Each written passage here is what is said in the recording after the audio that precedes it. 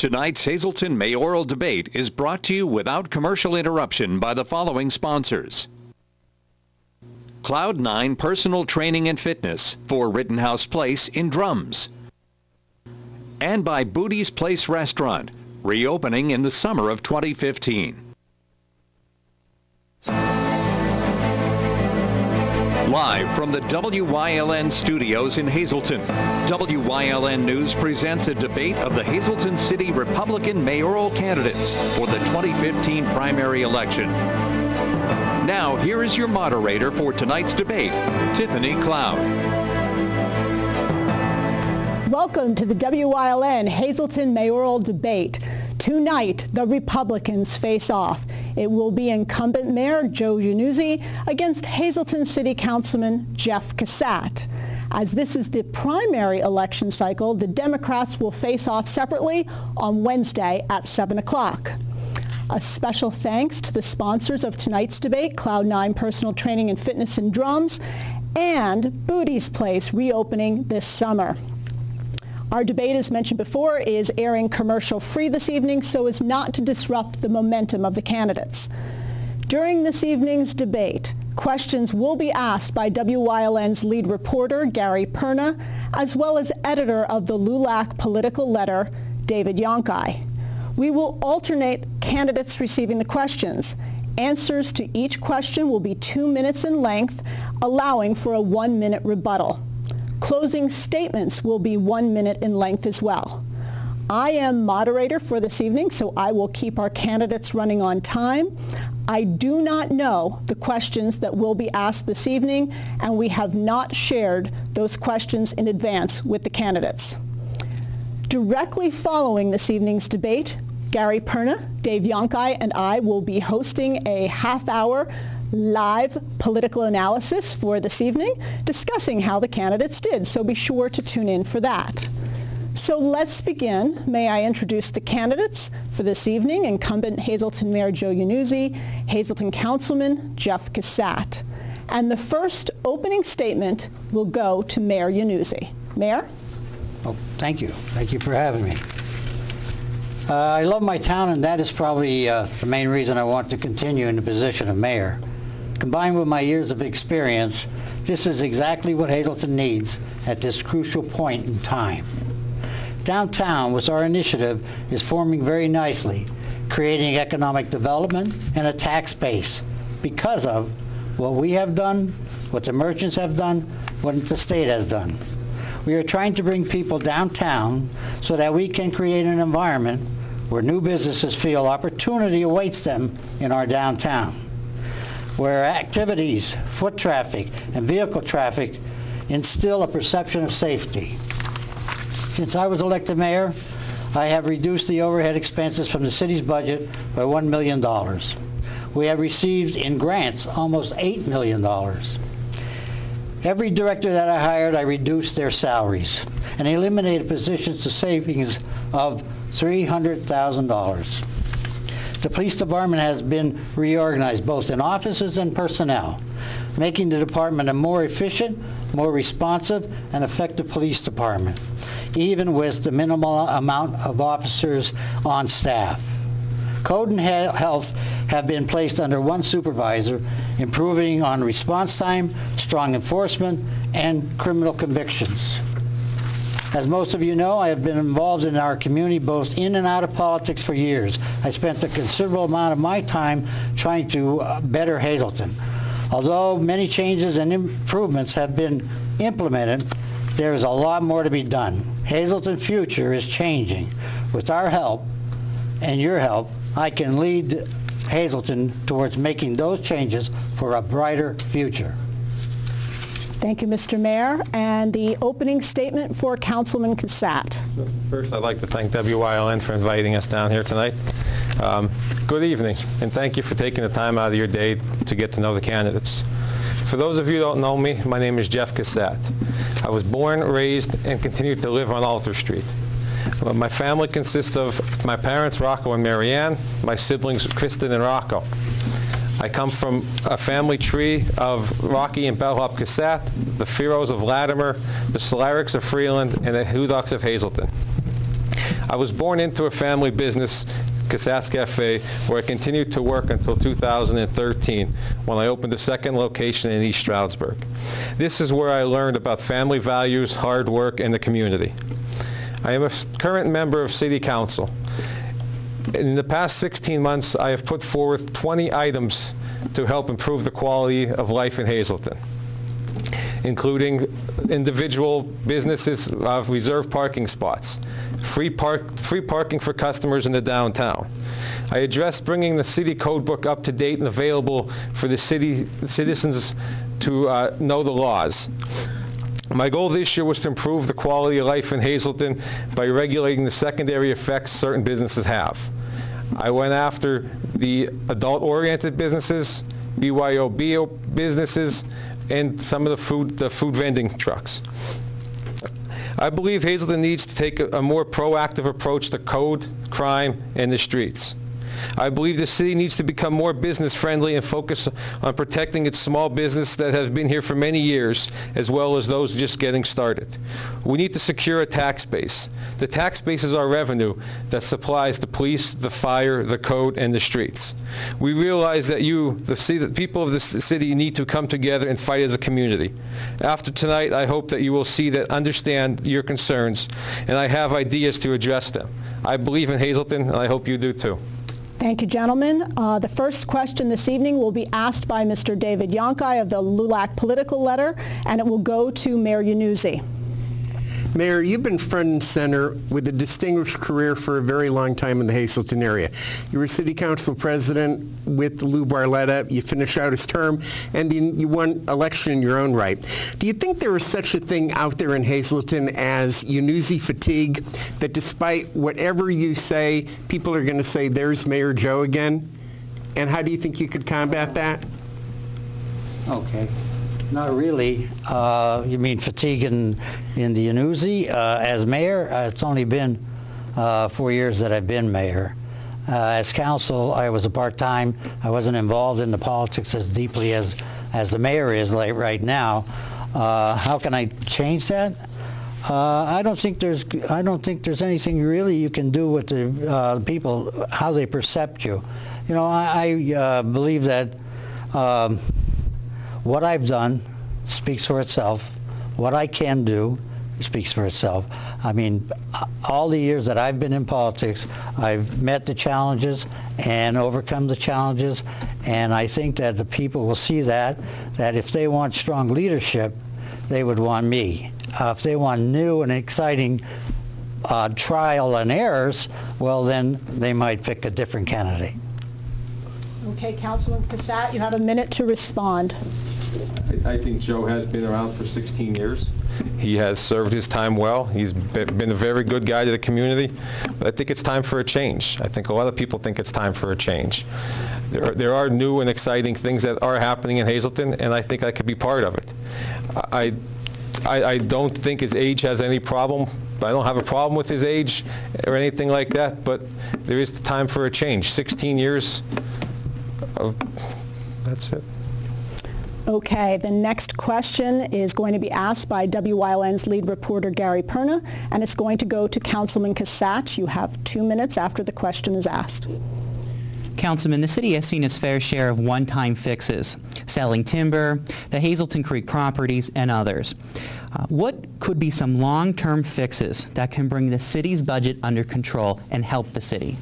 Well, I believe that an impound yard, if the city owned its own impound yard, that it would be a great source of revenue that could be, sustained for years to come.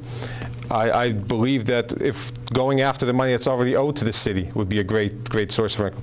I brought forward trying to bring in independent contractors to search the tax rolls for missing properties and for missing people at the per capita tax.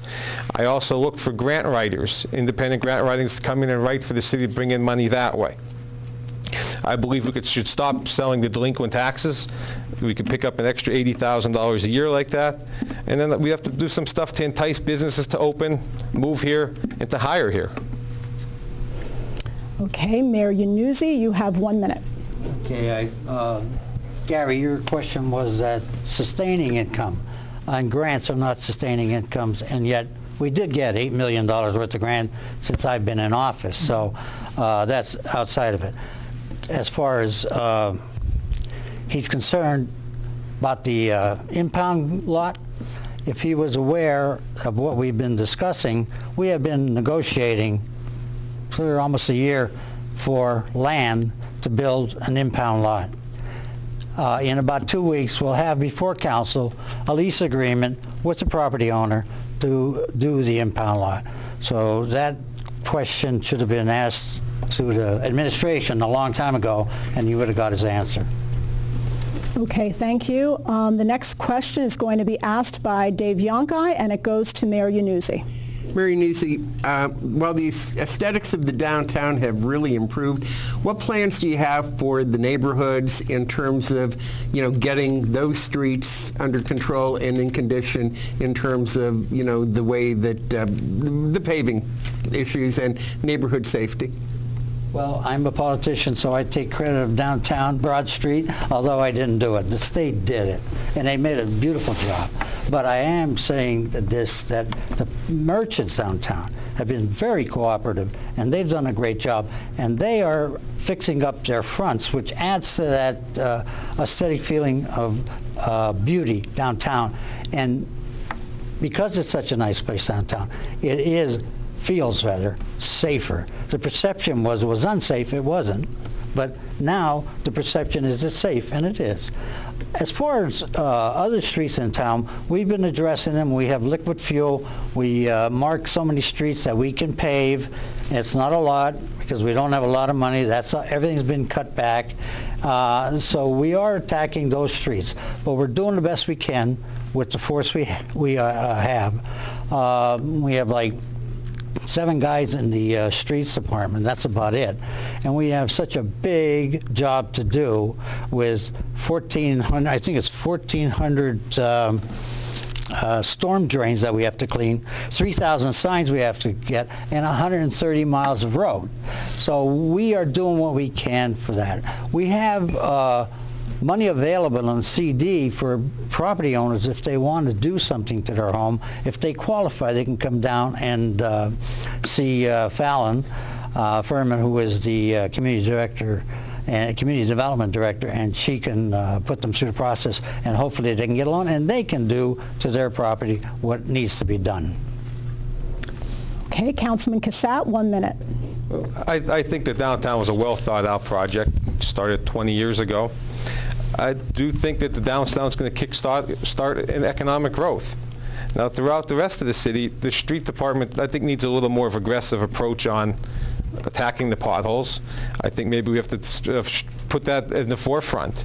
The potholes are there now. They need to be taken care of now. Maybe we could get rid of some of the other work that needs to be done in the city. That we could outsource some of the grass cutting and stuff like that, so we could dedicate more time to the streets. Okay, the next question will be asked by Gary Perna, and it will go to Councilman Cassatt. Councilman, why should a 24-year-old like me remain in the city of Hazleton rather than going elsewhere? How do you propose keeping the best and brightest of my generation here during the current state of our community? There's a lot of good things that go on in Hazleton. We have a great community. The negative usually comes out in the media and it outweighs the positive. But there's a lot of good things here that go on. It's a very community-oriented city. The families are here. You have the family values. There are jobs coming. With the downtown revitalization, should be bringing business in, and hopefully there's some bigger corporate jobs coming downtown. And to leave now and walk away from this, I think you're making a mistake. Okay, Mayor Yannuzzi, you have 1 minute. I think downtown is our resource for keeping our young children and young adults in Hazleton.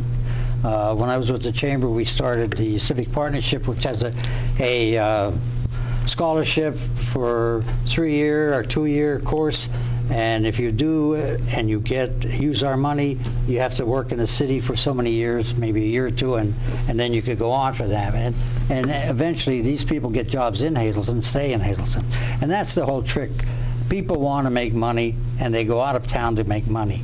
there's jobs out of town. We have to create jobs in town. I think D'Angelo's downtown is being downtown is going to start that. It's a higher paying jobs that they have in their offices, and they have lower paying jobs on the road. So there's a variety of jobs if a person wants to stay in Hazleton. Okay, the next question will be asked by Dave Yonkai, and it goes to Mayor Yannuzzi. Mayor Yannuzzi, crime is a top concern in any city. How do you propose adding more police to the city of Hazleton, and how would you actually try to fund that? Through grants or through other programs that might be available? Well, there's a COPS grant that's available, and that's very difficult to get. For the amount of police we want to hire 10. And we started a process of it. I did when we put it in the budget. And the council voted it out. They didn't want the 10 police, so they voted it out. I put it in a referendum to put on the ballot for November, which didn't make it. And then now, because of the shorthanded election bureau, it's not going to be on the primary, but it will be on in the general. And it's a question to the public. Do you want to hire 10 more police officers, and will you want a tax increase and of $1 million, which an average home in the city of Hazleton is about $89,000, and that would be $89 a year increase. So they have to make the decision. Council wouldn't make it. I made my decision. I can't do that. I can't hire. I can't put money in the budget. All I can do is recommend, and I did. They took it out of the budget, and I'm recommending it to the public. If the public says no, then there won't be any more police. But you are right. We need police in town. Crime is here. Crime is here to stay, but we can reduce it with more police officers, and I must say, full-time, on the street, boots on the ground police. Councilman Cassatt, you have a minute to respond. Well, the $1 million tax increase was not going to be enough money to hire 10 full-time police officers. The average cop cost $126,000 a year. That would give us 7. And when we asked about inquiring about where these officers would be, they couldn't be guaranteed to be on patrol. Hazleton wants more patrol. They want people on the ground. They want to be visual. We want to see the cops going up and down the streets. We don't need more desk jobs in that right now. We think, and I believe part-time officers could work. I think that we have to refocus the part-time. If part-time police could work in every other community in the country, why can't it work here? I understand that the mayor and the chief don't want to bring in part-time officers, but under my administration, we'll figure a way out how to make it work. All right, the next question will be asked by Gary Perna, and it goes to Councilman Cassatt. Well, Councilman, you kind of stole my thunder, but I'm going to ask the question anyway. The idea of hiring part-time police was not well accepted by the chief or the current mayor. What are your thoughts on the part-time police? Is it a good idea for the city? And if we hire part-time police, how would it work in the city? Well, first, I think any help we can get is a positive. Right now, if you go to City Hall, you walk up, the doors are locked, the windows are boarded up, and you have to call 911. If we brought in part-time officers, you could man City Hall. City Hall should be open 24/7. We should have direct contact with City Hall. You should be able to call directly to an officer in City Hall, not go stand there, call 911. I think that there's a lot of jobs that part-time officers could do. They could answer the phones, they could watch prisoners, they could transport prisoners. I don't think it's a total bad idea. I understand what they're saying is they're trying to say about the reports. You know, if there's an incident, the part-time guy takes the report, then you have to wait till that part-time worker comes again. But it's the same idea if you have an incident at 3 o'clock in the morning. You have to wait till that officer's back on the third shift again to be able to talk about it. So to me, that reason does not hold water. I think there's a lot of other things that could help out the city. I think we have to get the citizens more involved, either through crime watch groups. I tried to introduce a texting hotline where it worked in Chicago and Los Angeles. I worked with them to develop it, where you could just text in any kind of crime, code, or health violation. I really think we need to get the direct line in, not that 911 all the time. And I think that some of the officers could be utilized more. When you go to City Hall, you shouldn't see an officer vacuuming the floor or moving desks up and down the steps. Okay, Mayor Iannuzzi, you have a minute to respond. I think Jeff spoke about going in City Hall and no one there, because they're all out on calls.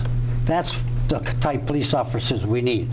What else he's saying is he's talking about dispatchers or clerks, hiring part-time people to be dispatchers or to be clerks to assist people who come into City Hall. That's not crime fighting.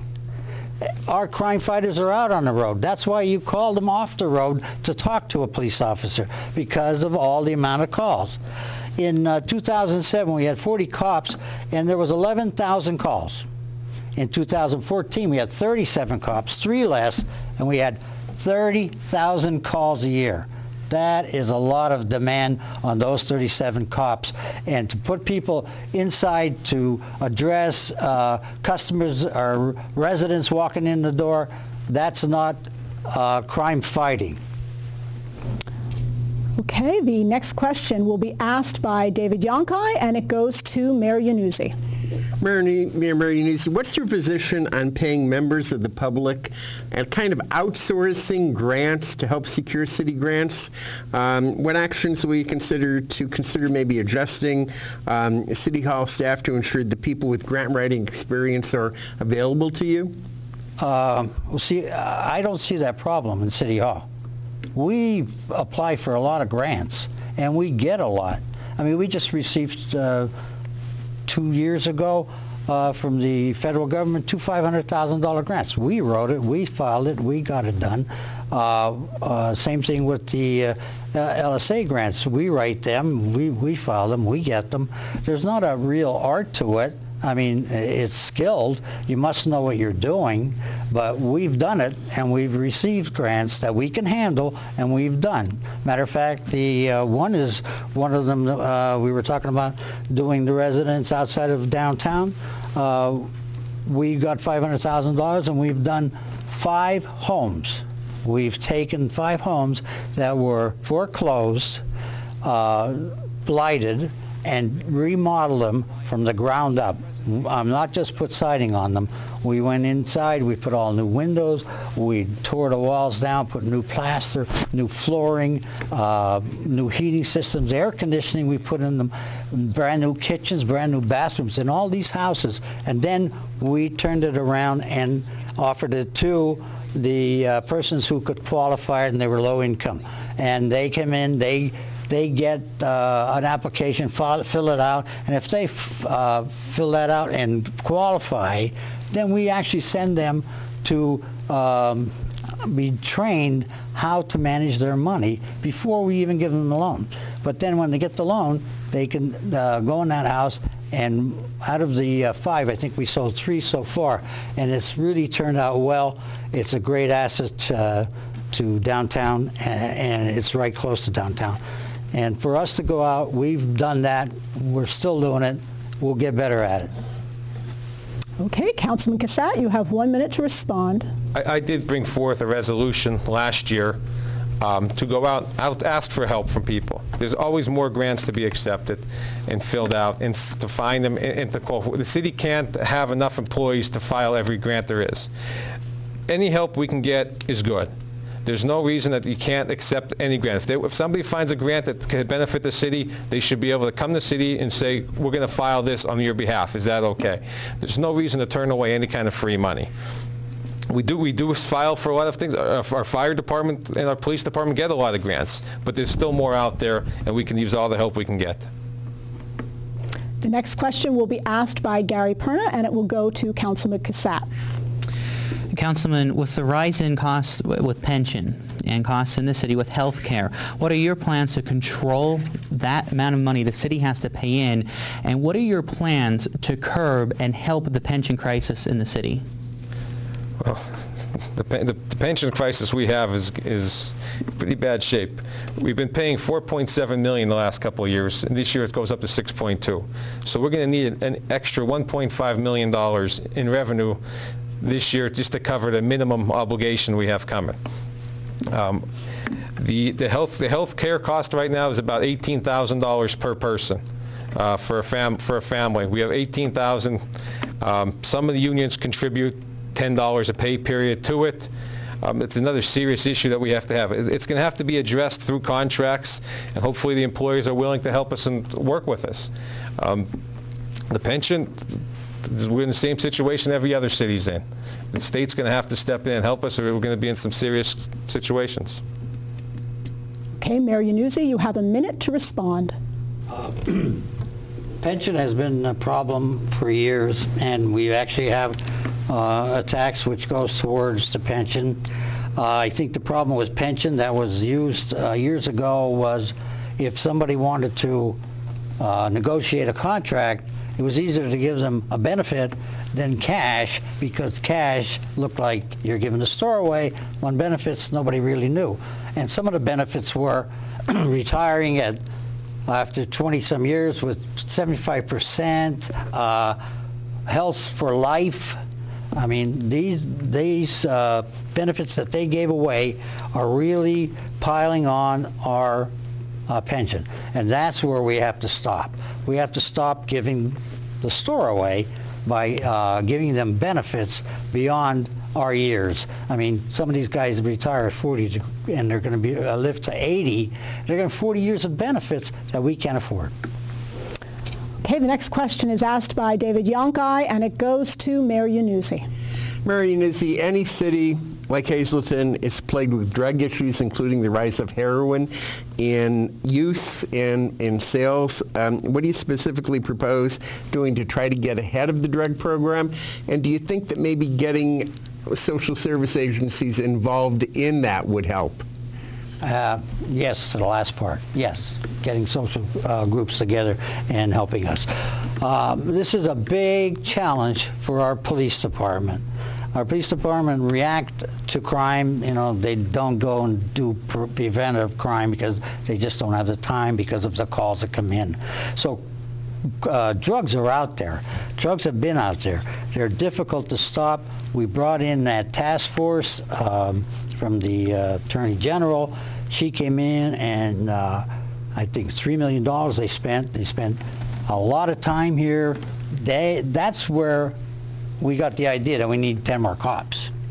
Because of what they did, when they were here, they made more arrests than ever before, and convictions they got, and they followed through on everything. And there was so much action in City Hall because they brought in 10 more police officers. Actually, they were drug officers, but they were police officers. We have a drug task force, but it's only 2 or 4 people. It's not a lot out of our police department. But if we got those other 10 cops, they would be dispersed throughout the patrols, the drugs, the crime detectives, and not on a desk like it was just mentioned.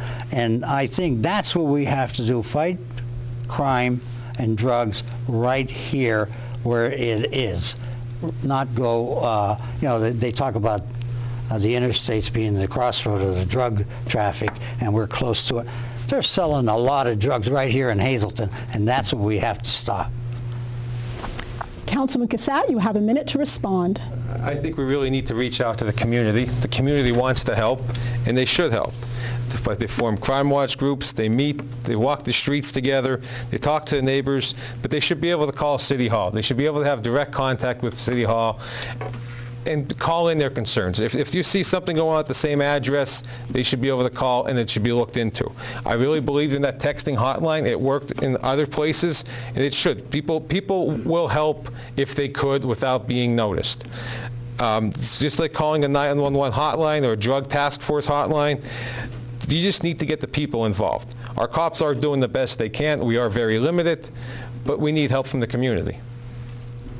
The next question is from Gary Perna, and it goes to Councilman Cassatt. Councilman, with the recent incidents involving police officers around the country, would you instruct the police chief and work with him to better relations with police officers and residents in the city, and how would you do so? the police are supposed to be the common ground between the citizens and the city. They need to get out there and meet the people, and they have to be visible. If the people feel comfortable with a police officer, they'll talk to them, they'll work with them. The police aren't the bad guys. The people aren't the bad guys. We just need to get the people to work with the police and feel comfortable. They will help. Everybody's here for the same reason. We want a better future. So people will come out and help the thing. And it should be some more out programs. Maybe the police should go out and get involved more with the actual community and day-to-day operations. And Mayor Iannuzzi, you have a minute to respond. Gary, you mentioned about incidents around the United States, and the most recent one was the part-time police officer who pulled out his gun instead of his taser and shot somebody. Now there's a situation where training. Now if we were to bring in part-timers, we would train them fully. We'd have to, because we wouldn't want a situation like that. And to put all that money in a part-time person who can't be promoted into the police department, like it was mentioned, that they'll be trained and they'll be ready and they'll move right into the police department when somebody retires. Well, take the fire department. The fire department, we train those fire volunteers. They're the best. But when one fireman retires, they can't move in. It's civil service. You got to be on the list. You got to take the test and be #1 to get that job, not experienced. The next question goes to David Yankai, and it will be directed to Mayor Iannuzzi. Mayor Iannuzzi, how would each of you, and this is for both of you because there's the rebuttals, how would each of you describe the relationship between the mayor's office and city council? Mr. Cassette, you're on council. Mr. Iannuzzi, you're chief executive of the city. You guys getting along well at all? And the reason why I'm asking is because there are people in Hazleton who tell me that sometimes the relationship between council and the mayor's office is kind of like a bad reality show. So I'm just wondering if you'd share your thoughts on that. All right, Dave. Governor Corbett, he didn't get along with his Congress, and they were the same party. You know, it's a matter of two different approaches. President of the United States doesn't get along with Congress. I mean, but in Hazleton, the mayor doesn't get along with or has a dispute with council, and it's a big thing. It's not a big thing. It's difference of opinions. It's how we solve them that's the problem. I mean, if I come up with something and I bring it to council, they shoot it down for some of the dumbest reasons I've ever heard of. I brought a gentleman in as administrator, and they turned him down, not because of him. We voted against the mayor. Now, the guy was highly qualified. He had no background of crime or anything, and he had so much experience, and they shot him down. I brought another guy for him, and they shot him down. He's highly qualified was the statement they said, but we voted against the mayor. Now, that to me was wrong, and I couldn't understand that. I do now, because two of them are running for mayor. So they don't want you to succeed is to shoot down everything you have and then run for mayor and say, oh, look at a bad job he's doing. And that's exactly what's happening. But our relationship is supposed to be business. We're not supposed to hug and go out and have beers, and that doesn't happen anymore. When you have a dispute with another politician, it's revenge. Years ago, you know, you had your dispute, you argued it out. I had the better idea, I won. And then you went out for beer. Now I'm not here. If they lose, it's revenge. Councilman Cassette, you have a minute to respond. I don't think it's as bad as everybody makes it sound. I have gone into Joe's office and talked about a few things. I think he had a couple of good ideas. I liked his idea about the Pango parking authority. I just didn't like it 100%. I tried to talk about maneuvering it a little bit that I could help push it forward. I went a few times to talk about the budget situation. So I have gone into his office. I have tried to make contact with him. The administration thing, I tried to make an exception. I asked to make the exception because the administrator, who was very qualified, did not live in the city. I asked, they refused. It's in our code that he cannot be there unless he lives in the city limits. But I think that the gridlock isn't necessarily as bad as everybody thinks it is. I think if Joe was at the meetings, we'd be able to talk about some of the ideas and discuss them more, because I do think he had a few ideas that I liked. The next question will be asked by Dave Yonkai, and it goes to Councilman Cassatt. Councilman Cassatt, you describe yourself as a typical Hazletonian. You said that to the Standard Speaker in March of this year. And you said, I'm committed to revitalize our city. How can, in your role, a typical Hazletonian actually go about that? The mayor has more administrative experience, and sure, you've had a great run in terms of, what you've done in business, but how would you transition that experience into having a typical Hazletonian bring more economic revitalization to the city? How would you do the job differently than the mayor? I think I am a typical Hazletonian. I was a small businessman. My family lives together. The people I've met through being in the business, I listen to 200-300 people a day, what they want, what they need, what they would like to see done.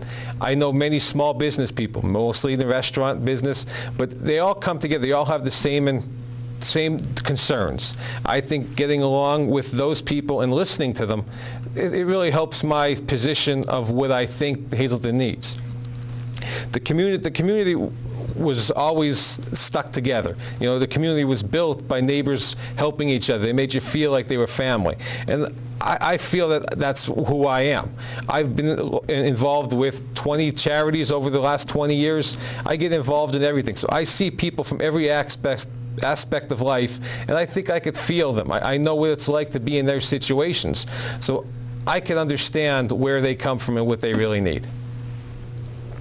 Mayor Yannuzzi, you have a minute to respond. Okay.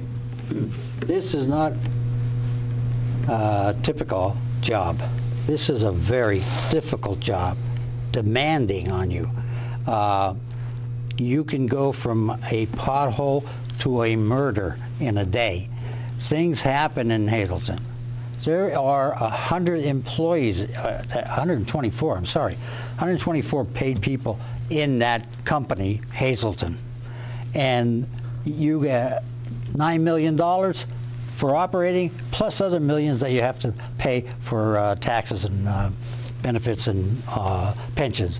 It takes a lot more than be just a Hazletonian. And I'm not saying Hazletonians can't do it, because we've had Hazletonians all our life as mayors, and they've done a good job up until now. Now it's difficult. Now it's changed. Now it takes, you have to be, how can you say it, wear different hats. Every day, every minute or so, you're changing your hat. The next question will be asked by David Yonkai, and it goes to Mayor Yannuzzi. Okay, to Mayor Yannuzzi, all right. I just want you guys to brace yourself for this question, all right? And both of you are going to answer it, and you have to answer it. Mayor Yannuzzi, you could go first. How's Madden going to do with the Cubs this year? Knowing Joe, as long as I know Joe, he's going to do well. Whether he's going to win a World Series, that I don't know. But I'll tell you what, he'll be there. He'll be there in the running. I know Joe, the determination that he is, and the type person he is, and he's turned out to be an outstanding coach and an outstanding representative of a Hazleton native. Not quite sure how you rebut that, but I'll let Councilman Cassatt go there. You have a minute to respond. This is a gimme. I did go out to see him. I was out there the first week of the season. He has a great bunch of young guys, young talent coming up. They just brought up a guy. They had to wait 10 days to come up, the cleanup hitter from Las Vegas. He has a great bunch of young kids that will develop. This year could be a little learning curve, but next year I think they're really going to be in the money. Okay. Over, guys. That was the lighthearted moment of the debate. The next question will be asked by Gary Perna, and it goes to Councilman Cassatt. Well, kind of what, piggybacking on Dave's comment, Joe Madden and the HIP Center have done wonders for Hazleton in bridging the gap between the Hispanic community and the old Hazletonians, per se. As the leader, as the mayor of the community, what would you do to further close that gap and bring everyone together as one community, as a Hazleton community? Well, I think it's going to take time. I think it's the same thing that happened 100 years ago when all the ethnicities came over then. You hang out with people that you know. You have to have common causes. You know, people that play baseball. I was up at the Little League on Saturday for the opening day. There's no animosity between any of the kids. In the schools, my niece and nephew go to, they have friends of all nationalities. It's not there. But the people just need to come together for a common cause. And that's what has to, it's going to take time. The HIP Center is very good at it. Catholic Social Service is very good at it. I was very, very impressed with the way the Little League and the coaches and the players and the parents all got together. But you just need a common cause, which in most cases is sports and school. So it's going to come from the children and work its way up. It's going to take years. Or it's going to take a neighbor needing something. You see a neighbor, you go shovel his thing. But it's just going to take that common cause to bring people together, and you become friends. You're not always friends with some stranger you walk up to. You know, I said, it's like when you go to school the first day. You don't necessarily like anybody you don't know. By the end of the year, he's your best friend. All right, Mayor, you have 1 minute to respond. I think one of the questions before was about social clubs. How can they help? Well, this is one that's helping. Joe came up with this idea. He put it together. He approached us a year before he even did anything. But what he's done, he can only do. I can't do what he does. I can help on the Hazletonian side. He has to help on the Hispanic side. He's putting the children together, which is where it should start. The adults are difficult.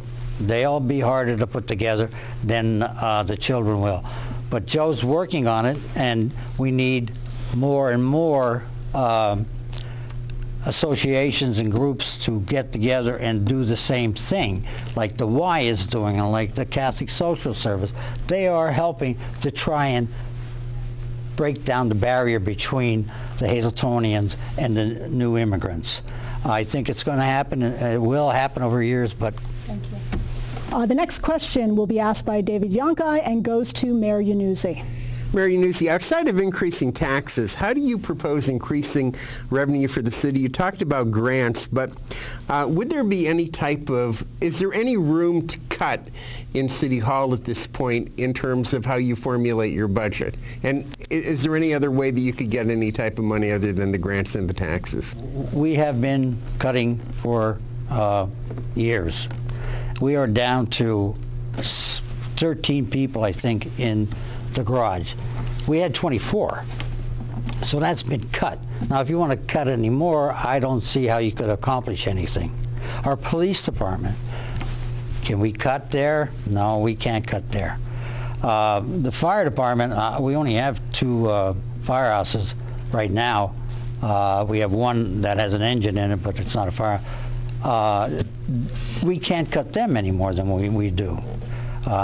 So it's like we've cut to this point, and now we have to try and save what little we have right now so we can provide the services to the public that need them. We're in an office, I'm in an office with a secretary, and that's it. Next door is the administrative office. There are 3 women in there and a part-timer and our administrator. 3 women running all of this HR, accounts payable, payroll, everything that comes into City Hall goes through them, especially with the money. And it's difficult to do it with that small amount of personnel. So how do we do that? Like, we can't outsource that. So we can't outsource half of this stuff because we would only get a portion of the services if we outsource. You know, like the highway garage. You outsource the highway garage, you only get a portion of it. You don't get all the things that they really do. If you just spent one day in the city garage, you would appreciate every one of those 13 men and women that are in that garage. But to get back to your question, no way we could cut anymore. We're going to have to try and find income and sustainable income. Okay, Councilman Cassatt, you have a minute to respond. Well, we do need sustainable income. But I'll go back to that impound yard that I brought up 4 years ago at this debate. But there's a couple spots that we could cut. I think there's some issues that we have with with payroll. I think we need an automatic payroll card system where you punch in and punch out. I think we have a few issues that are going on down there right now that need to be addressed. I also think that we need to add GPS units to all the vehicles. It'll help productivity and cut insurance costs. You have to try to offer some new business incentives to bring people in. I was looking at trying to bring in some factory outlets. The people looking up on the Beltway, maybe looking for a CRIS designation on the south side. There's a lot of things to bring in business if it's just pushed and worked for. But we definitely can't cut. We are at bare bones in all our departments. Okay, the next question will be asked by Gary Perna, and it's going to go to Councilman Cassatt. Councilman, there are a lot of rumors flying around Hazleton that Lehigh Valley Hospital Hazleton may be moving out of the city. If those rumors are true and the hospital does leave, what is your plan to fill that gap, not only in the budget, but what is your plan to fill that gap up on Broad Street? Well, if they leave, I believe they're responsible for like $1.1 million in EIT tax that comes into the city. I tried to meet with them. I set up 5 or 6 meetings, and I have been delayed each time. The way I understand it, if they move, they're going to leave that building open. The building's not going to become vacant in the property. They're going to have some kind of hospitality there. The $1.1 million is going to be very detrimental to the city, on top of some of the other stuff that we are going to be looking at. Like I said, we're going to need that 1.4 to 1.6 million EIO in the MMO this year. We're going to need money to fill the stormwater or sewer transmission money that's missing. We're going to need a lot of new sources of revenue this year and next year to fill a lot of the gaps that we have. Okay, Mayor Yannuzzi, you have a minute to respond.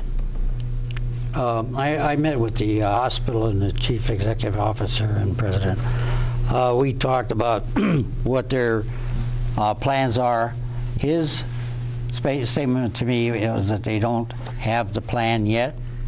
They are doing a survey with a consulting firm from Chicago who's in here, and they are going to decide on what's next step, what the public wants, what the public needs, and what their needs are. And then he made me interview with that company, and I interviewed with him. I told him exactly what I thought about the idea of moving and leaving Hazleton. I don't care if you're going a mile away, you're leaving Hazleton, and I don't think that was right. But he did assure us that that hospital will be active some way. So there will be personnel in there. They will maintain it. We don't get any property tax. We only get taxes from the employees. Okay, the next question goes to Dave Yonkai and will be asked of Mayor Yannuzzi. Mayor Yannuzzi, just to piggyback on what you were saying, do you think offering tax-deferred status for new businesses is a good idea for the city, considering, the fact that there might be a concern with a business leaving? What are your thoughts on that? Offering incentives is bartering, and we are up against some strong competition with other cities in Pennsylvania and other states. So you have to offer them something. And people that are going to establish a company in our area look at taxes. And so if we could give them some tax off or tax exempt for a few years till they stabilize and get firm ground, yes, I believe in giving some. The Marco was under KOZ. They didn't pay taxes. Well, now they're done. They're back on the tax roll. So the other the other building rather, went on to the KOZ. But this is what you have to do in the competitive world out there. If you want companies to come into Hazleton and establish themselves, they want to start. They want a big start. I look at it like we have nothing now, right? And we're going to bring something in, and we won't have nothing for for a while. It's still, even if you get a company in and they don't pay property tax, they still add to the economic development of wherever they are in the surrounding areas. They pay payroll. We get the payroll tax. They spend their money in the area close to where they work. So we do get benefits from it. Maybe not the big benefits that we should get if they were coming in standard, pay your taxes and all. But no, back to your question. Yes, I believe in giving some incentives. Okay, Councilman Cassatt, you have a minute to respond. I agree. I believe we have to give up some stuff to get people here. If that's what it takes is deferring property tax to get somebody to settle here, that's what we have to do. We need hirings. We need good jobs to be hired here. We need any kind of employee to come here that will spend money. We need commerce spending. And that's some people. New York is growing on that. New Jersey is offering that. The downtown is thriving on tax incentives and business incentives for new business. So I agree. We definitely need to do what we need to build our tax base. All right. The next question will come from Dave Yonka, and it goes to Councilman Cassatt. All right. And basically. What's your position on eminent domain, since you were talking about different tax breaks? I mean, when is it appropriate, and how could actually it be employed as mayor? How would you employ it as mayor? Well, I didn't agree last time eminent domain was taken. About 3-4 years ago, we took a property on Laurel Street and Broad Street to put up a parking garage that's not going to exist. I didn't believe in that. I believe there was a plan in place to develop that property. We're still sitting with an empty lot. But sometimes eminent domain would be needed. If the hospital needs property to grow and stay here, then you have to look at eminent domain for situations like that. But sometimes it's good, sometimes it's not. It's, you know, I really didn't agree with it last time. The Grecos wanted to put in a business incubator and a greenhouse thing there, and now can be buy the place, and they're going to put a food incubator in there, and it's a great idea. 4 years ago, it was a bad idea when it was theirs. So sometimes I agree, sometimes I don't with eminent domain. Okay, Mayor Iannuzzi, you have a minute to respond. I need more than a minute. There was too much in there. But the question was eminent domain, and you have to have that if you want to develop your area. But the eminent domain is so strong right now that you just can't go in. Like years ago, if you wanted a casino here, you go eminent domain to all the properties, take it over. You know, you can't do that anymore. You have to do it for a specific purpose, and it has to be within the guidelines of the state. And in that situation, it worked. It was a blighted building. It was that way for years. It was condemned. It had so many problems with it. The Grecos had an idea. It was to save their building from being taken. But eminent domain, they got $200,000 and some for the property, more than they would have got anywhere else. So it turned out to be a good buy. It's the garage. The state pulled the money, not me. Okay, the next question will be asked by David Yonkai, and it goes to Mayor Iannuzzi. Mayor, there are some political experts that think primaries are great tune-ups for general elections. You two are fighting for a nomination that will bring a formidable opponent in the general election. What are your thoughts on your opponent? And Councilman Cassatt, if this is a good outcome or a bad outcome for both of you, will you support each other? Mayor. What do I think of Jeff as a person, you mean?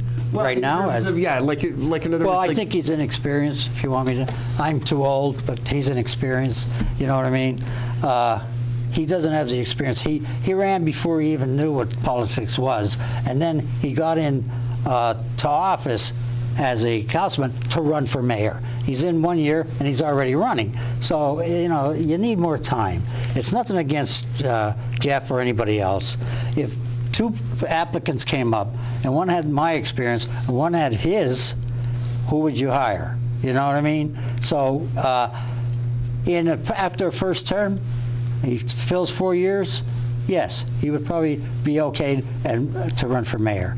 But right now, I see him as inexperienced. I see a lot of trial and error stuff where you're going to try things that were already tried and find out that they don't work, and that's very difficult on the taxpayers of Hazleton for that.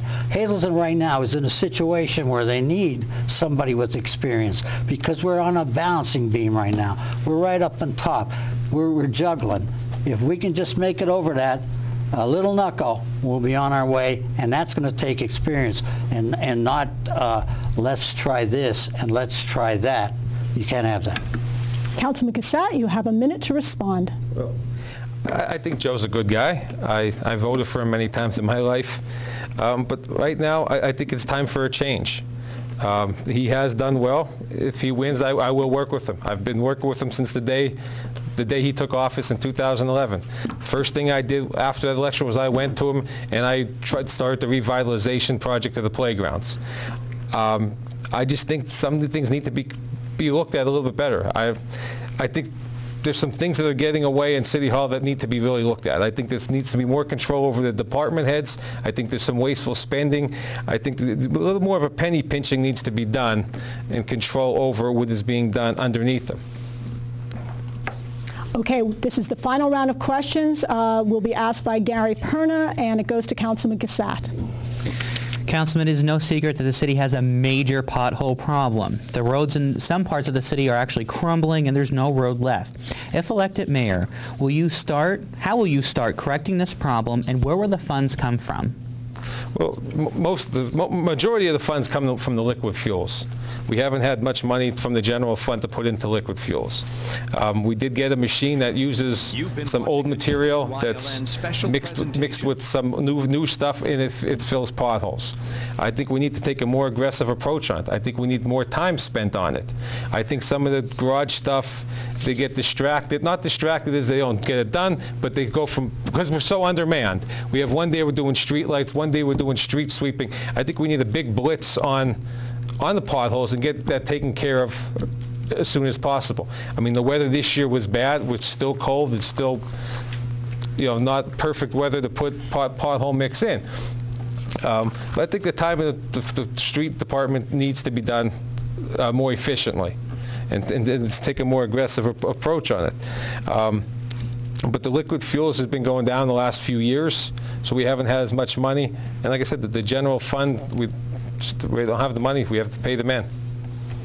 Okay, Mayor Yannuzzi, you have a minute to respond. Potholes. We need more men. We need more equipment. We need more material. We need more money. Without money, none of that's going to happen, and that's what you need to fix our streets. We are patching them. We can't do anything better than patch them because of the money situation. We don't have the money. There is no magic pot out there where we can dip into it and pull out enough money to do these streets. We had a pothole blitz, which worked out very well with the state. We went out and we did an awful lot of patching. We found some problems where we couldn't even patch, where we're going to have to go in and do major repairs. So we're going to do it. We're going to keep after them. They'll be gone, but there's so many of them. And as the summer goes, believe it or not, potholes still happen because they're damaged by the winter. And the summer, you ride over them, and next you know they move and crack the macadam. And here we go again in the middle of summer with a pothole. Okay, thank you. We are now going to commence closing statements. Each candidate will have 1 minute to close. First up will be Mayor Yannuzzi. Okay. Thank you, WYLN, Tiffany, Gary, Dave, and all the staff. It was a pleasure to be here. When I took office, I promised to stop Hazleton's failing financial conditions, improve the police department, and revitalize downtown. After 3 years, Hazleton's budget was balanced with a surplus of $285,000. We restructured every level of the police department, leased 8 new vehicles, purchased new uniforms, vests, tasers, sidearms, and another K-9 unit. I hired the first and second female officer in Hazleton's history. I was instrumental in bringing the D'Angelo's world headquarters to Center City. I am a founder of the Downtown Hazleton Alliance for Progress. Hazleton Center City is becoming vibrant again. I ask you to allow me to continue in this positive, progressive path by voting for me for mayor for our great city, Hazleton. Thank you very much. Thank you, Mayor. And Councilman Cassatt, your closing statement. I want to thank WYLN, Tiffany, Gary, Dave, and Joe. The battle that Hazleton faces is a real challenge. Other cities have faced the same situation and have come out of it. We need to come together as a community and not as being divided. We all have the same goal, a better future. There needs to be a change of direction. We cannot continue down the same path that we have been going. We need someone that will watch over every penny of our money and the way it is being spent. We need to improve our tax base and bring new revenue to fund the city, police, fire, code, and crime. We need people to give people reasons to remain here, live here, and continue coming here. We need better leadership. I will be a full-time mayor. I will attend council meetings. I will work with all council members, no matter of their political affiliation, and I will be available at City Hall. If you feel the city is better off now than it was 5 years ago, then your choice is easy. It's my opponent. If not, then I'm your guys. Please continue to believe in Hazleton. On May 19th, I would appreciate your support. Thank you, gentlemen, and thank you to the candidates. This concludes this evening's debate. Thank you to our question panel, Gary Perna, David Yonkai, and to the WYLN production team. Now remember, there is a half-hour after show where we'll be analyzing how the candidates did, and also to remember to tune in on Wednesday at 7 o'clock because the Democrats will be up then. Thank you so much for watching, and please remember to vote. You've been watching a WYLN special presentation, the Hazleton City Republican mayoral candidates debate. Tune in on Wednesday at 7 p.m. for the Democratic candidates, and stay tuned for debate analysis next on WYLN. This presentation has been brought to you without commercial interruption by Cloud9 Personal Training and Fitness in Drums and by Booty's Place Restaurant, reopening in the summer of 2015.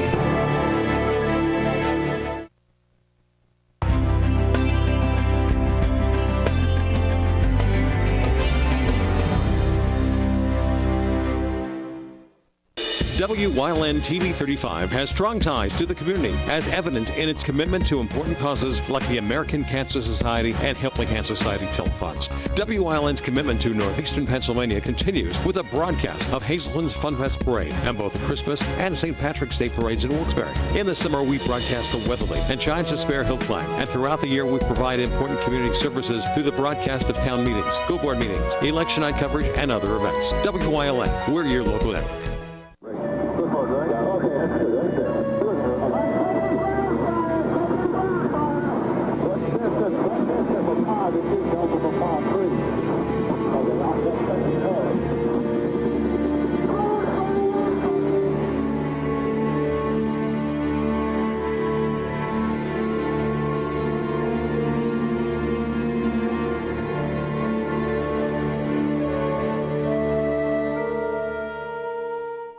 Join us this week on Women Today. It's the season 6 finale. We'll be joined by Carla Thaler of the Sammy Hotel Group. She's going to give you some great tips on booking the perfect stay for your friends and family.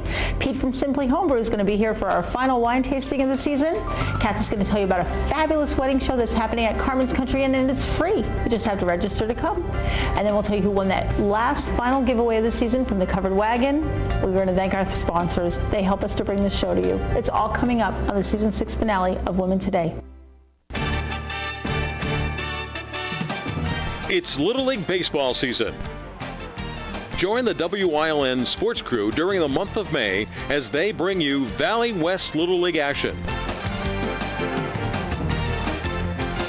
Only on WYLN TV 35, the event, not just the highlights.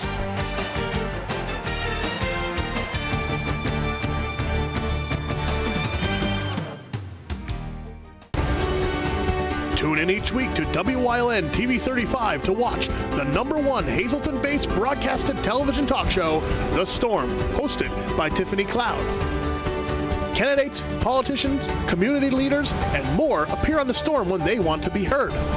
New shows air Wednesdays at 8 p.m. and these additional airtimes. Only on WYLN TV 35. We're your local network.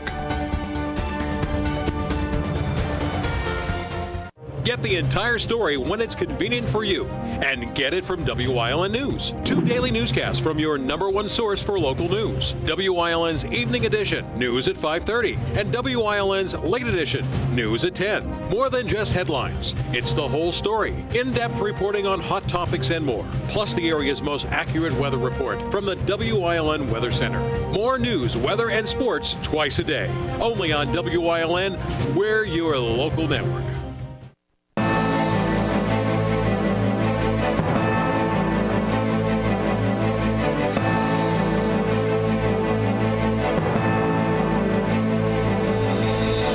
To our post-debate analysis show. I'm Tiffany Cloud, the host, and I am joined by our question panel from earlier this evening, Gary Perna, our WILN lead reporter, as well as Mr. David Yonkai, the editor of the LULAC Political Letter. So, gentlemen, I'm going to ask the tough question first. Do you think we had a winner? And if so, who do you think? I'll go to you. Am I going to be the first one? You know what? You're from Wilkes-Barre, so I'm going to throw it to you first. All right. Yes. With a kind of fresh set of eyes. Yes. First off, I think Hazleton is very fortunate in the sense that they have 2 very passionate and good guys running for election for mayor of Hazleton.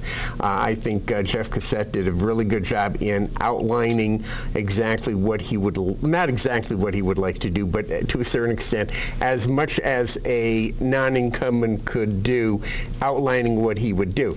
I thought, though, Mayor Yannuzzi was very knowledgeable, and I was very impressed with the way that he had command of the entire infrastructure of the city of Hazleton. To me, as an outsider, okay, living in Wilkes-Barre, to me this was a civics lesson, and he, I thought, knocked it out of the park.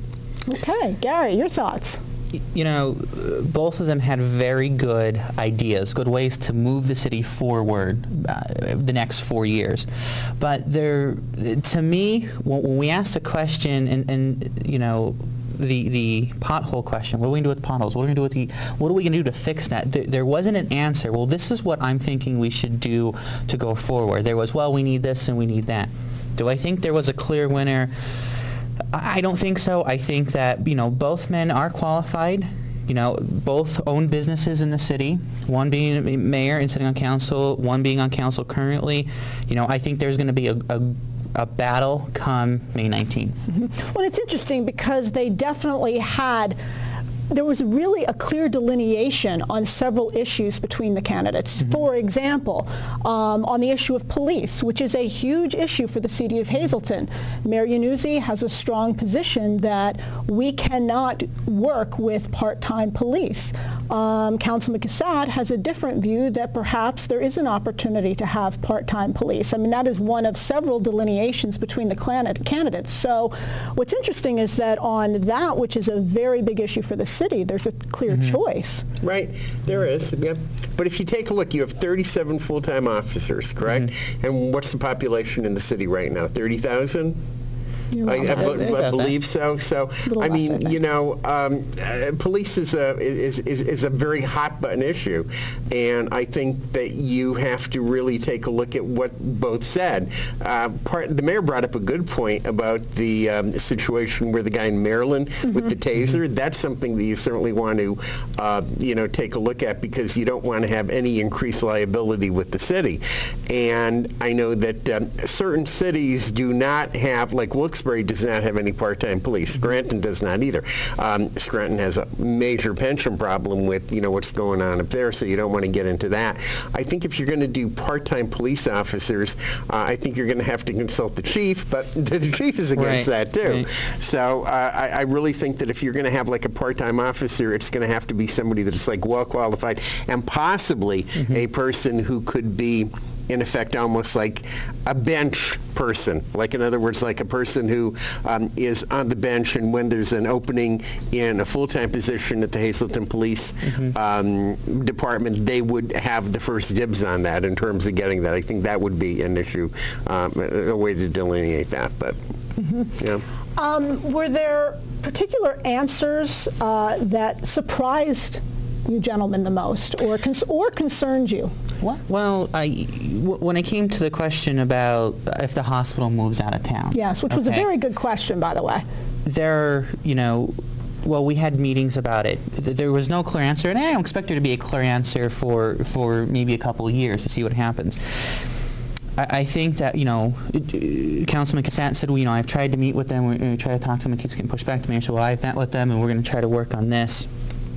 I think that they have a grasp on what's going on, but I think the answer from Jeff kind of surprised me, saying, well, I haven't had a chance really to go and talk to them. So where does it stand? Has the hospital talked to City Council? I understand the mayor's the chief executive, but has the hospital also reached out to the council and saying, here's what's going on, here's the update? And it didn't seem like that happened. But I think with the hospital situation, I think any government is in effect a hostage to this type of situation, because the hospital is going to make the final decision. Now, the mayor and the council could actually, schmooze and try to get them, give them the advantages of actually staying in the city. But again, I don't think they have much control over it, and they really couldn't give you an answer on that. What I really wonder about, though, is the working relationship between council and the mayor. I was like, yes, you did ask about that. Yes. I was very surprised at the bluntness that I got from both of them, in terms of how they work with one another, and so I was waiting for the standard political answer, and I didn't get it. Right. Well, it's interesting how the mayor on that one, if I recall, brought up the fact that a lot of executive branches don't work well necessarily with legislative branches in government, that's actually quite commonplace. I think he referenced the former governor, right, correct. And he talked about the fact, though, the days of yore where, though, you may have a difference of opinion, but you work through those differences. And he suggested didn't even suggest, he flat out said, in his opinion, he feels that there are a lot of revenge actions taken by council, in his opinion. Well, I've covered council now for 2.5 years for the station, and there were meetings Mayor Yunussi attend, and halfway through walked out. Didn't like where the conversation was going, and to the point to members on council started attacking him. Well, Joe, you did this, Joe, you did that, and I think there's a sour taste. Now, Lou Barletta did not go to every city council meeting. When I first started working in news and covering city council, some meetings he wasn't there. The mayor shows up to a meeting close to budget season to talk about his budget and maybe something big that's going on, something that affects the administration. Do I expect the mayor to be there every meeting? It would be nice. It would be nice for them, because covering the meetings, you see them, well, we have questions about this, well, we don't know the answer to it. So I think there was a bad taste somewhere, and I just don't think the city, the administration, and council have gotten over that little hump to say, okay, we need to work and move forward. What did we learn new tonight, in your opinion? Is there anything that came out that, I realize there may be more new things that you learned, not being from the area, certainly, Dave, but what new things do you think came out this evening? Well, they're both very passionate about eminent domain. They really were both schooled in that, and I think that if you're going to revitalizing the city, I was quite impressed that both of them had a stand on, what they were doing. The other thing that I didn't get a chance to ask him either during the debate or after the show, why would Mr. Cassat be against food trucks? That's like one of the hottest things in the nation in terms of bringing people to a vibrant downtown. Is it the fees, perhaps, that it would hurt the local businesses? I think part of it is how long they're staying in certain locations and not having necessarily the appropriate permits to be there for the amounts of time that they're lingering in certain locations. I think that has to do with it. Based on news reports I know our station has done on this topic. That's what kind of surprised me a little bit. The knowledge of the eminent domain and the food trucks. I was kind of taken aback by that, because they're a very hot item, and I think that other cities have actually regulated them, and if you're going to do something with the downtown, that would be great. It's interesting. 4 years ago, I was on this show. I was commenting on these same two gentlemen debating, and it's been really nice to see. I think first of all, they're both personally lovely people, very charitable people, and they'd both be the first to tell you, they're not Winston Churchill, and they know that about themselves. But they have come a long way in terms of debating skill tonight versus what I saw 4 years ago, and that was certainly refreshing to see. Do you believe, though, in that debating skill, and you kind of alluded to this a bit, Gary, do you think we heard enough in terms of solutions tonight? I don't think so. I really thought that we would see some more on plans for the future. You know, we talked to the candidates talked a lot about, well, we've done this and I've done this and we've helped move this forward, but there was no plan of attack moving forward. You know, I said the pothole story. I didn't get an answer. Well, we need money, we need this. I understand that, but where are we going? Where are we moving forward? What are the ideas out there? What drastic steps, you know, as going into being mayor, are you willing to take to move the city forward? You know, and it's no secret that, you know, the city is struggling. You know, where are we going? Where's the next step from here? Yes. I think we got a lot of minutia, okay, but not vision. Mm-hmm. And, you know, we learned a lot of stuff about, you know, what their, you know, feelings were on how to run the city, but we had no vision. The mayor alluded to, you know, we're on the beam, mm-hmm. and there's a little thing in the way, and, you know, elect me and we'll get past that beam. But there was not like a clear. I think that what I got from him was that what he's been doing the last couple of years has been, you know, something that is working, and, you know, what not broke, don't fix it. And Mr. Cassett in his final statement said, you know, if you like what he's doing, vote for him. If you want change, elect me. But there was a vagueness to the change. It wasn't. He didn't say exactly what he was going to do. A little bit different than the mayor did. Mm-hmm. Okay. Well, we're going to take a commercial break right now. We will be right back on WYLN. Just in time for summer, Cloud9 personal training and fitness in Drums is expanding. Big time. More space, more equipment, many personal trainers and fitness coaches. Plus, boot camp, youth strength and conditioning, yoga. And coming soon, CrossFit. Call now to learn more. 570-690-0859. Get off the couch and on Cloud9. I'm Staff Sergeant Eric Olson, and this week on Warrior Summit Outdoors, the vets and I travel to Pennsylvania Dutch Country to hunt snow geese.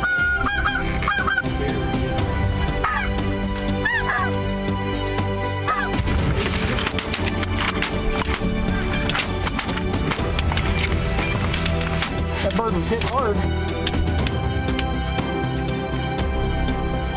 Please join us this week for some great action and some bigger laughs on Warrior Summit Outdoors. Penn State is right here in the Hazleton area. We're top ranked by corporate recruiters. We have 4-year degrees, so you can finish here or at another Penn State campus. There's new scholarship money available. And there's no application fee when you visit here. Penn State Hazleton. Download your application fee waiver at psu.edu/visit-Hazleton.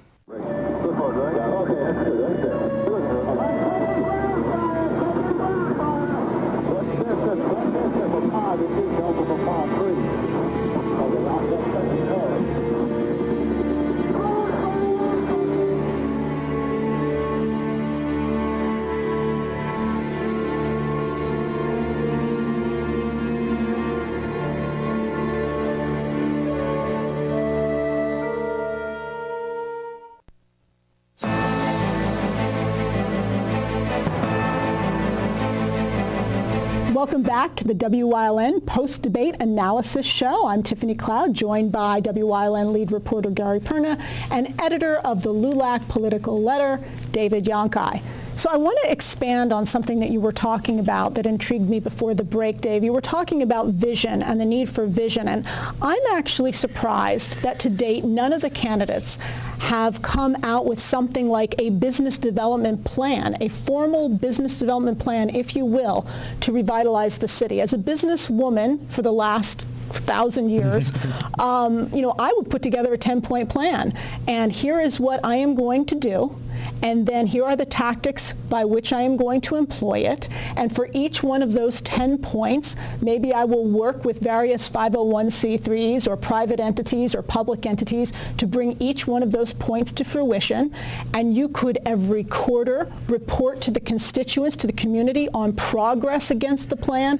I think there's a lot of dissected conversations, but I think part of knowing that communication has historically been a bit of an issue in the city of Hazleton, I think that might help better communicate to the public. I don't know, what are your thoughts? And don't tell me to run for mayor, because I'm not doing it. I won't do that. Okay. No. I have loftier goals for you in mind. But well, if the Democrats are actually watching this, I mean, you know, and they show up on Wednesday with the 10-point program, we'll know where that idea came from. Yeah. You know, I really think that the reason why they really didn't come out with something like that is that Mayor Yannuzzi was defending his record, and Mr. Cassatt was, you know, concerned about showing experience in terms of what he did on council and what he would do in the city. But I don't think they were going to do that, because I feel that both of them realize that there's going to be a tough general election, and I think they just want to get through the primary. Now, I'm speaking for both of them, but I don't think that I would come out with a 10-point plan, mainly because of the relationship between the mayor and council. I mean, he comes out with a 10-point plan, and half of council is jumping up and down and saying it's horrible. And Cassatt comes out with a 10-point plan. The mayor's just going to come back and say, well, I tried all these things. So I think good leaders sell. That's my belief. I agree. But from a practical political standpoint, I think they did the right thing in not doing it. Well, now, I kind of go with you. I think it's a little too early. I think maybe we may see something the end of October, maybe whoever are the chosen winners. Then I think you're going to see this is what we're going to do. I kind of wish they would allude to something to maybe hold us over to that point. Something that was not alluded to this evening, something that was flat out discussed, which was kind of interesting to me, was the mayor's age was brought up. And I'm just curious. I had never really thought of that as a factor, but I'm curious whether you know, how you think that played out tonight. Well, in the question I said, you know, a 24-year-old, I'll be 24 in June, you know, why should I stay here? But, you know, I think with age comes experience. And, you know, Mayor Yannuzzi has experience running a business, being on council, being mayor. Look at how old Ronald Reagan was when he was president, okay? Yeah. I think it comes with experience, but I also think, you know, younger generation and people my age and maybe Councilman Cassatt's age, you know, have different ideas. So I think I really don't think age should be a huge factor when it comes to this. I agree. I was surprised when that was actually brought up, because I basically intended to ask the question that, all right, it's Yannuzzi fatigue. Everybody knows who he is. I mean, he's been around with his community service and work, you know, in all the various things that he's done. So everybody knows Joe Yannuzzi. So no matter what he says or does, in people's minds, if they love him, they love him. If they don't like him, they don't like him. So whatever he says, there's almost like not a fatigue, where, you know, basically, okay, he's been around, is there time for a change? And Mr. Cassatt, when he brought up the age thing, I was like, whoa, that kind of surprised me a little bit. But again, in his answer, I don't think he was real specific about, like, time for a change. I mean, you know, so yeah, I think Mr. Yannuzzi is doing well, and like I said, I was very impressed with the way that he gave you the inner workings of City Hall. He may not have given you a vision for the future, but he gave you some inner workings of how this, and he had the statistics down pat. And typically the incumbent does have the advantage in that regard, because they do have a greater understanding of the inner workings of what's going on. They do have the record to run on, and so, you know, certainly they have that. But wouldn't the council members have that same information? You know, I mean, don't you think, I mean, to know the number of people that are in the garage, you know, and that type of thing. I mean, you know, that, again, we had minutia but not vision, but I was impressed with the minutia. Speaking of age, one of the ideas that came up in this evening's debate was something that I know a younger person would certainly think about, and texting. And Councilman Cassatt talked about one of the things that he would like to consider employing because of concerns as related to 911 is a texting hotline regarding crime. I'm curious as to your thoughts on that. Well, anything that could help, fight crime a little bit better, that would be fine. The 911 situation, Hazleton for years, I guess, had their own 911, and now it's part of the Luzerne County system. Has there been any, is there like violent opposition to what's happening with 911 in terms of the city of Hazleton? Not that I'm aware of, no.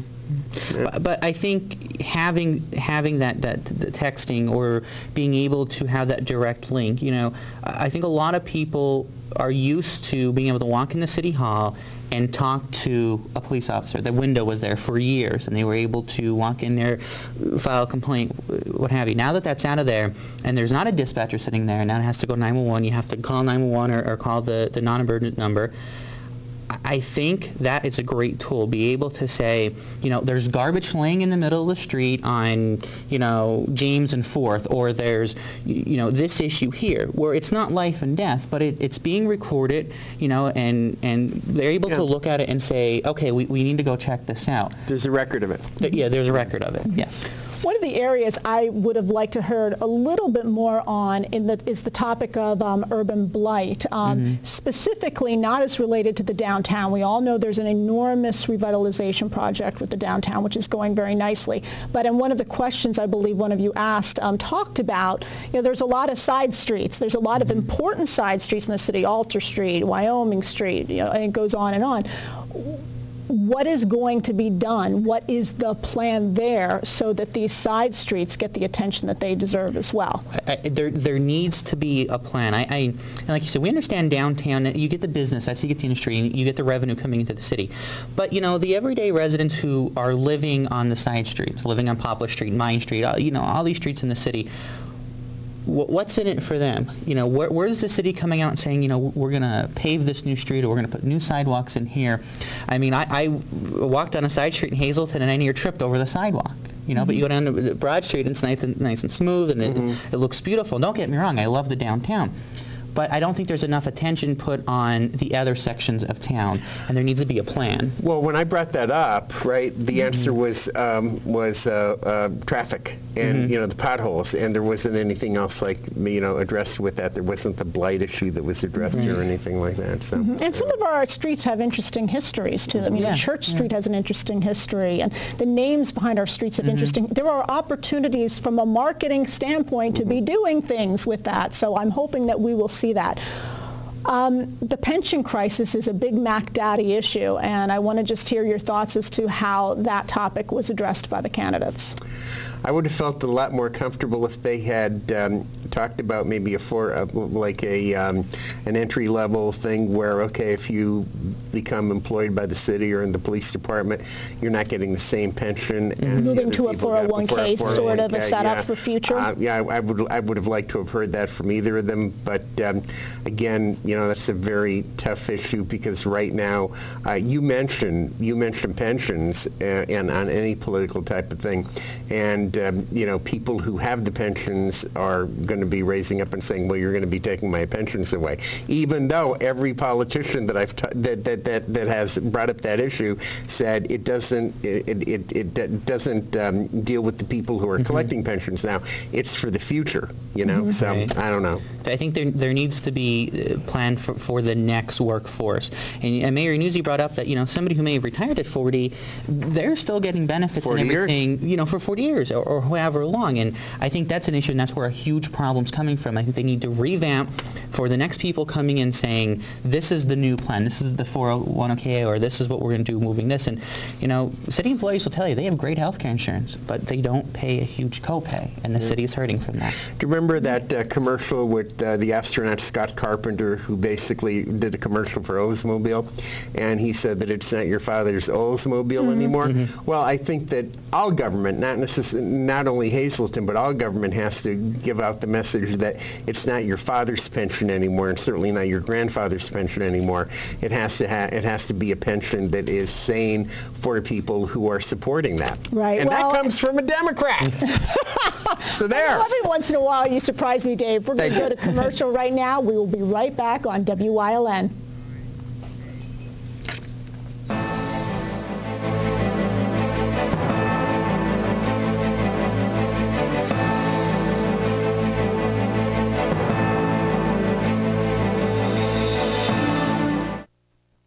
WYLN TV 35 has strong ties to the community, as evident in its commitment to important causes like the American Cancer Society and Helping Cancer Society telethons. WYLN's commitment to northeastern Pennsylvania continues with a broadcast of Hazleton's Funfest Parade and both the Christmas and St. Patrick's Day parades in Wilkes-Barre. In the summer, we broadcast the Weatherly and Giants of Spare Hill Climb, and throughout the year, we provide important community services through the broadcast of town meetings, school board meetings, election night coverage, and other events. WYLN, we're your local network. Hi, I'm Brian Anderson, and I'd like to invite you to be a part of something special. USA Cares is a nonprofit organization helping military families with emergency financial assistance. We help prevent evictions and foreclosures, utilities from being turned off, and we put food on the table for our nation's heroes. USA Cares is looking to form a chapter in your area. Go to usacares.org. USA Cares, making a difference in the lives of military families.